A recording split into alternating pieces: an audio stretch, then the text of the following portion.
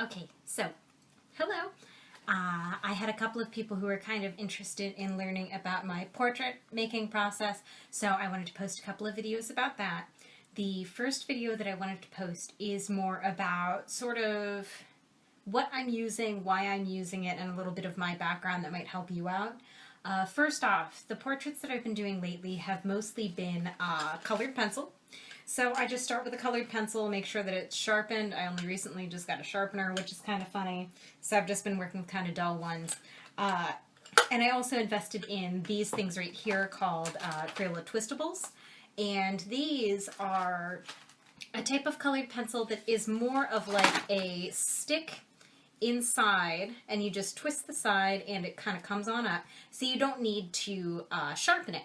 Now, one thing that you'll notice when you're looking at these is that it is definitely a thinner format than you would see in a normal colored pencil. So that's going to limit the way that you're able to, color in big swatches of stuff or get more expressive, thicker lines. While these are really nice because you don't need to sharpen them, you do have a limit on the thickness of it and kind of the gestural quality that you can get with it. One of the things that I do like about these, though, is while you're working, you can kind of use the side as versus the tip and sort of get more of a point. And so you can get those teeny tiny fine lines over time if you really work at it.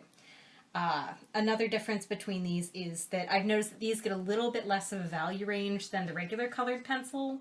I don't know if it's a little waxier or what. I feel like it has more of a crayon-like consistency, so keep that into consideration before you buy them.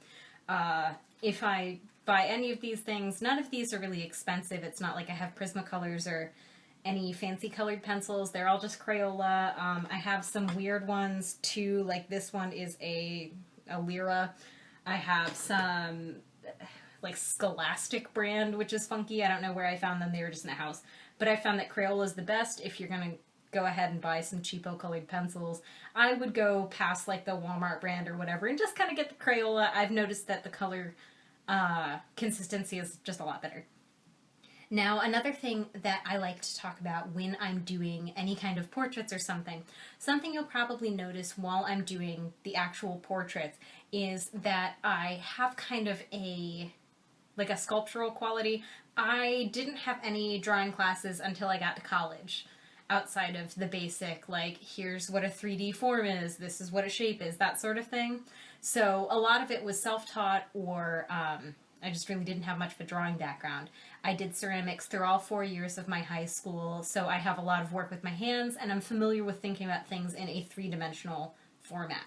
So with that sort of thing, you might see me, I do a lot of lines and kind of contours of the face, and that's one thing that I really kind of bank on, and it helps me get the different planes of the face as well as understand how the light should interact with it. I'll talk about that a little bit more while I'm drawing so you can kind of get an understanding of that, but I wanted to preface it. And I really can't say enough about working not just 2D but also 3D. If that means going ahead and getting some like cheapo, not polymer clay, but the oil clays, those never dry, and you can do some studies of your own face, which are fantastic.